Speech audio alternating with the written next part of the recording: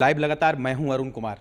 अभी हम Garhwa civil surgeon doctor Kamlesh Kumar sir के पास मौजूद हैं और अभी आप खबर के माध्यम से देखे होंगे कि गढ़वा उपायुक्त रमेश घोलप सर ने लगातार अभियान चलाकर अवैध रूप से संचालित अस्पतालों पर लगाम लगाने के लिए लगातार प्रयास जारी रखा है। वहीं सर से बात करते हैं कि आखिर उसमें कार्रवाई में अब तक कितना फ़ायदा उससे हुआ और उतना अब कितना लोग यानी कि अब सरकारी अस्पताल का चक्कर यानी कि लगाना शुरू कर दिए हैं, यानी कि कितना लोग को लाभ मिलना शुरू हो गया जो पहले प्राइवेट हॉस्पिटल में ज़्यादातर बिचौलियों के कारण जाना शुरू कर दिए थे। सर क्या कहेंगे आप? हमारे ज़िले के उपायुक्त महोदय के द्वारा सभी पहलुओं को ध्यान में रखा गया है। जितने भी क्लिनिकल इस्टेब्लिशमेंट एक्ट के तहत हमारे यहाँ रजिस्टर्ड चिकित्सकीय संस्थान है, उन पर हम लोगों की नज़र है और हम लोग निरंतर उन पर निरीक्षण कर रहे हैं और कुछ पर तो कार्रवाई भी हुई है, कुछ लोग गिरफ्तार होकर जेल भी गए हैं, कुछ पर अभी भी प्राथमिकी अभी कल ही दर्ज किया गया है। तो इसमें जो भी संस्थान चाहे प्राइवेट या सरकारी हो, दोनों को सेवा जो देनी है चिकित्सा की वो एक गुणात्मक हो और लोग को कहीं पर भी ठगा नहीं जाए, यह भी सुनिश्चित हम लोग करना चाहते हैं। पोस्ट कोविड में हमारा जो ऑब्जर्वेशन है कि बहुत सारे अस्पताल तेज़ी से खोले हैं और चूँकि गढ़वा ज़िले में डॉक्टर्स की कमी है, जितने पॉपुलेशन है उसके अनुपात में जो डॉक्टर्स हैं बहुत कम है, तो संस्थान के लोग जो है जो क्लिनिकल इस्टेब्लिशमेंट एक्ट के जो प्रावधान है उनका गलत उपयोग किया और कुछ चिकित्सक भी ऐसे हैं जो एक से ज़्यादा संस्थान में उन्होंने अपना संबद्ध कराया, उनको सहमति दी, तो उन पर भी नज़र है। वैसे भी चिकित्सकों को हम लोग नोटिस दिए हैं कि किस परिस्थिति में आपने एक से ज़्यादा संस्थान को आपने सहमति दिया और आपका दुरुपयोग संस्थान के द्वारा किया जा रहा है, इसमें आपकी जिम्मेवारी बनती है। और ऐसे 3 या 4 चिकित्सक हैं जो 4 या 5 संस्थानों को सहमति दिए हैं, तो उस वैसे सारे संस्थान अभी हमारे यहाँ सरेंडर किए हैं और उन्हें हम लोग प्रोविज़नल लाइसेंस देते हैं 1 साल के लिए और रिन्यूअल करते हैं। तो उसमें करीब 37 अस्पताल जो है उन्होंने कहा है कि जो प्रावधान है क्लिनिकल इस्टेब्लिशमेंट एक्ट का उसके तहत हम अभी अहर्ता पूरी नहीं कर रहे हैं, तो हम लोग सरेंडर कर रहे हैं तत्काल। और आगे हमारे यहाँ अगर चिकित्सक उपलब्ध होंगे तो हम लोग जो है अस्पताल को चलाएंगे। सर कितना अब फ़ायदा हुआ है? अगर इस कार्रवाई के बाद अगर हम देखें मरीजों की संख्या में इजाफा जरूर हुआ होगा, क्या उससे क्या लगता है आपको? नहीं, सबसे पहली बात कि जो ऐसे संस्थान चला रहे थे उनको सोचना पड़ रहा है, उनमें भय का माहौल है और जो भी गलत मंशा से अस्पताल खोले थे और आर्थिक लाभ के लिए अस्पताल खोले थे, तो उनमें हिचक है। और सिटीजन जो भी हमारे नागरिक हैं उनमें भी एक उनके दिमाग में भी बैठा है कि नहीं, हमारा सरकार जो है ख्याल रख रही है और उन्हें विश्वास हुआ है कि हम लोग सरकारी अस्पताल की ओर ही व्यवस्था में जो भी है उसमें हम लोग लाभ उठाएं, क्योंकि यहाँ तो हमारे यहाँ डॉक्टर्स हैं और लोग को यह जानकारी भी कम है कि जो संस्थान खुले हैं उसमें डॉक्टर्स कर रहे हैं काम या डॉक्टर्स के बगैर कोई दूसरा आदमी उसके नाम पर कर रहा है। पब्लिक को कई दफ़ा ये भी नहीं पता होता है। तो ये सब जो हम लोग का जो कवायद चल रहा है इससे लोगों को भी जानकारी हुई है कि अरे ये तो जो भी संस्थान है इनके यहाँ तो डॉक्टर्स ही नहीं है।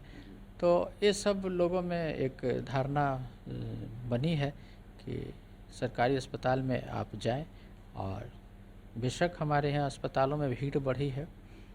हमारे यहाँ जच्चा बच्चा रक्षा का जो कार्यक्रम है सरकार का जो है महत्वपूर्ण विषय है, तो उसमें बढ़ोतरी हुई है और सिजेरियन सेक्शन भी हमारे चिकित्सक के यहाँ बढ़ी है।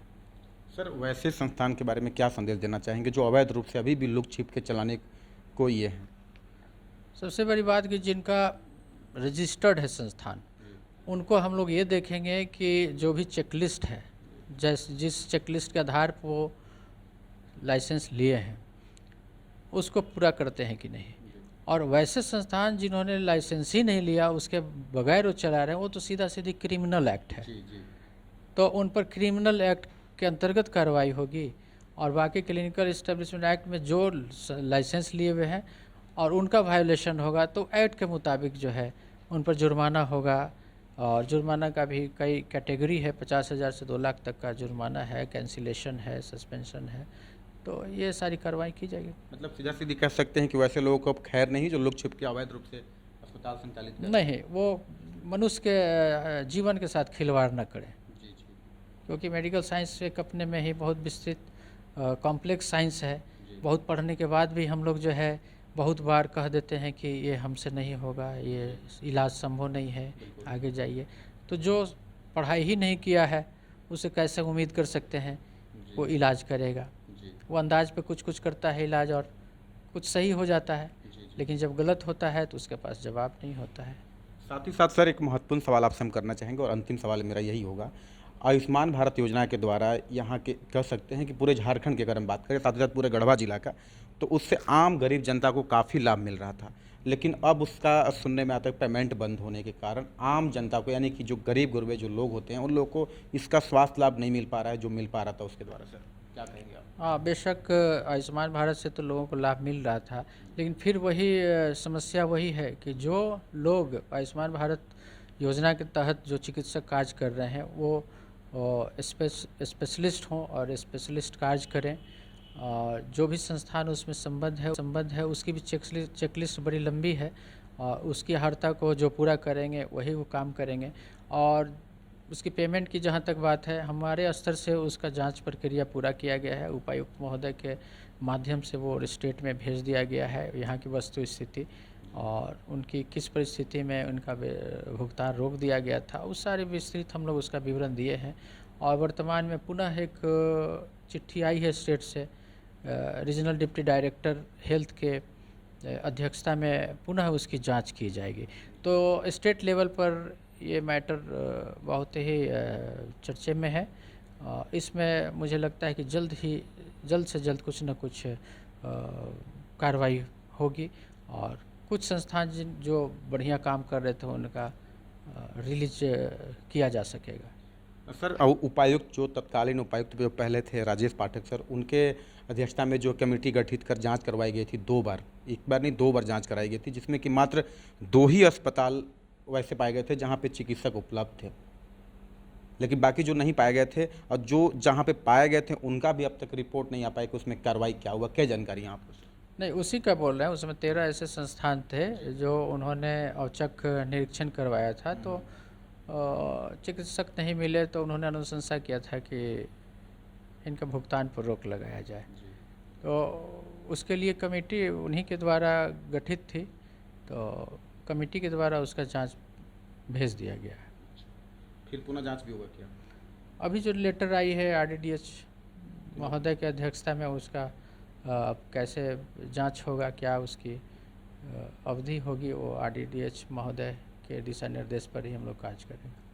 आप कैसे देखते हैं सर कि जब आम गरीब को जो लाभ मिल रहा था, यानी कि अब कितना उन लोगों को नहीं मिल रहा, कौन कौन सी सुविधा जो यहाँ मिल जाता था आसानी से आयुष्मान भारत योजना के तहत, जो अब नहीं मिल पा रहा है?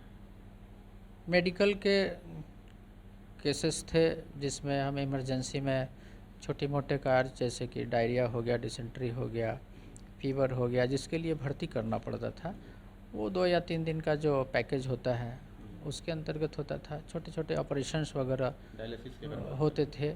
और डायलिसिस यहाँ एक संस्थान प्राइवेट में होता है और मेरे यहाँ भी डायलिसिस सदर अस्पताल में भी 9 या 10 डायलिसिस पर डे हो रहा है। तो डायलिसिस पे बहुत फ़र्क नहीं पड़ा है, लेकिन जो आदमी चाहता है कि हम किसी खास संस्थान में ही कराएं डायलिसिस, तो उन्हें दिक्कत है। और वर्तमान में कोई सेवा बाधित नहीं हुई है, वो चाहे तो यहाँ डायलिसिस करा सकते हैं। Thank you sir. तो देख सकते हैं कि साफ तौर पे खास बातचीत कर रहे थे Garhwa civil surgeon doctor Kamlesh Kumar sir. इन्होंने साफ तौर पे कहा है कि अवैध रूप से जो भी संचालित हो रहे, यानी कि अस्पताल जो चला रहे हैं लुक छिप के, उन लोगों को खैर नहीं है। अगर वो लोग पकड़े जाएंगे तो दंडित, यानी कि कड़ी से कड़े कार्रवाई किया जाएगा, FIR भी दर्ज किया जाएगा। वहीं साथ ही साथ आयुष्मान भारत योजना के बारे में सर ने बताया कि पुनः एक बार फिर से जांच होगी और सर ये भी मानते हैं कि यहाँ पे आम गरीब को जो यानी कि निजी अस्पताल में फिर से जो पुनः जांच होगी उसके बाद ही कुछ कहना संभव होगा कि आगे क्या होता है। लाइव लगातार गढ़वा से मैं अरुण कुमार।